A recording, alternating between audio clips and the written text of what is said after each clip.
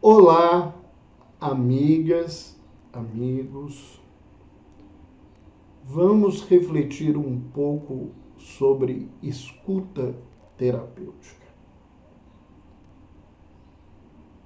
A escuta terapêutica é uma escuta especializada. Quem deve fazer uma escuta terapêutica? Todos que trabalham com a promoção, seja da saúde no campo orgânico, seja no campo mental e emocional, seja no campo espiritual. Médicos, psicólogos, terapeutas, educadores, religiosos, leigos ou não, atendentes, capelães, devem aprimorar a escuta terapêutica. Primeiro, porque a grande maioria das pessoas, elas estão precisando ser escutadas. Muita gente paga um profissional para ele poder falar. Ele às vezes nem se permite refletir num processo terapêutico de mudança. A angústia, a solidão, a ânsia dele é tão grande que ele quer alguém que possa ouvi-lo. E às vezes o simples fato da atenção, do cuidado, do acolhimento na escuta é em si um instrumento terapêutico de alívio, de ajuda para essas pessoas.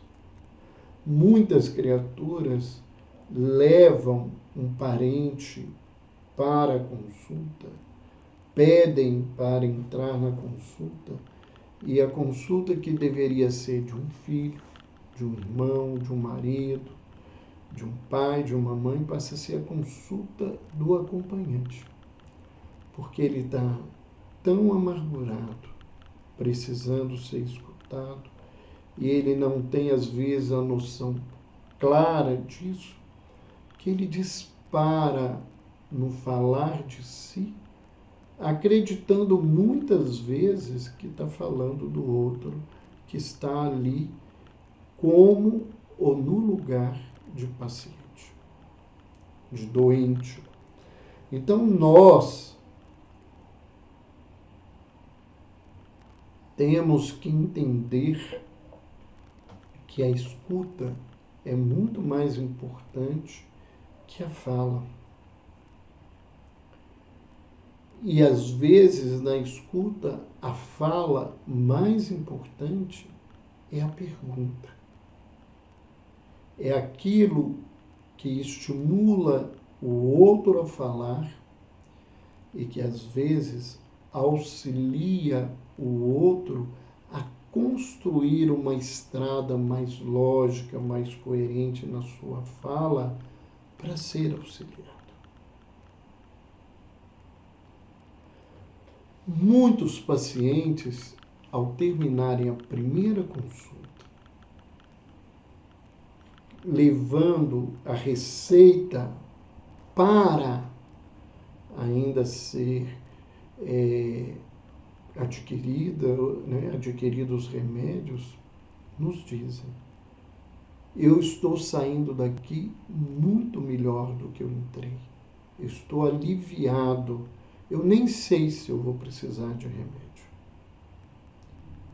Porque a gente buscou escutá-lo. A escuta é uma das fases da comunicação. Então, quando nós falamos de comunicação, nós estamos falando basicamente de 3 elementos. O elemento efetor, ou emissor, que é o que fala, é o que apresenta, o conteúdo. o elemento receptor, que é o que escuta.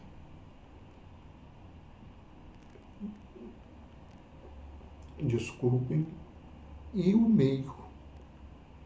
Esse meio é o meio ambiente, é o lugar onde nós estamos, é as pessoas que estão ao redor, os barulhos que estão ao redor, os barulhos que nós carregamos dentro de nós, o barulho que o outro que fala também carrega junto com ele, que são as nossas crenças que movimentam e mudam a nossa forma de ouvir e a forma de falar. Então, esses elementos, eles são presentes em toda a comunicação. E um bom ouvinte, né, ele deve, né, tentar afastar todos os ruídos possíveis, voltando a atenção exclusiva na fala daquele que está ali diante dele. Ele precisa tirar os ruídos emocionais e culturais dele. Ele precisa tirar os ruídos ao redor. Se necessário, ele deve escutar o indivíduo sem a presença de um terceiro ou um quarto dentro da sala. Ele deve auxiliar a pessoa a vencer as suas próprias barreiras, a sua timidez, a sua dor, a sua fragilidade, a sua vergonha, a sua culpa, para que ele possa trazer a sua verdade. Um bom ouvinte, ele não julga. Porque se ele se torna um julgador, ele já não é um ouvinte, ele é um juiz. Um bom ouvinte, né, ele não induz o indivíduo a falar o que ele quer ouvir, porque isso é uma manipulação. O indivíduo tem que falar o que ele acredita. Então, nós temos que ter o cuidado, né, de aprender a escutar. Rubem Alves, ele nos diz, né, que existem inúmeros cursos de oratória. Mas ele acreditava que esses cursos de oratória talvez não fossem nem tão necessários, porque as pessoas falam, né? Mas que um curso importante seria um curso de escutatória, né? De ouvir a pessoa com todo o cuidado. Para isso, a gente tem que se disponibilizar psiquicamente, emocionalmente.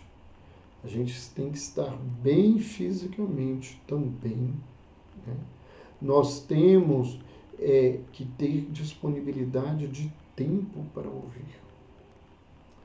Há alguns dias atrás, eu assisti a uma aula de uma eminente professora de Harvard falando sobre atendimento primário, que me assustou muito, né? Não porque eu discorde de que as pessoas precisam de atendimento primário, de prevenção, que esse tipo de tratamento é mais barato, mais necessário, não é isso. Mas a preocupação de toda a abordagem dos passos é para que o profissional médico não precisar se ocupar mais do que 10, 15 minutos com o paciente. Que ele fosse capaz, através dos passos anteriores aonde o médico não fez a escuta, em 15 minutos, através de questionários, através de exames, fazer um diagnóstico montado, né, em estatística e dar um tratamento a partir de um protocolo generalizado. Eu entendo as dificuldades do sistema público, eu entendo inúmeras coisas, mas eu não concordo.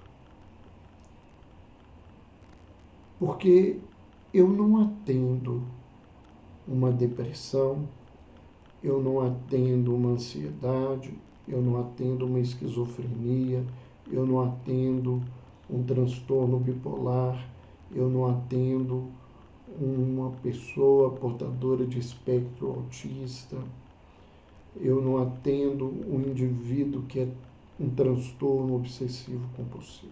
Não, eu atendo uma pessoa. E nunca eu atendi 2 pacientes portadores de depressão iguais, 2 pacientes portadores de ansiedade iguais, que precisassem de abordagens iguais, que respondessem aos remédios da mesma forma.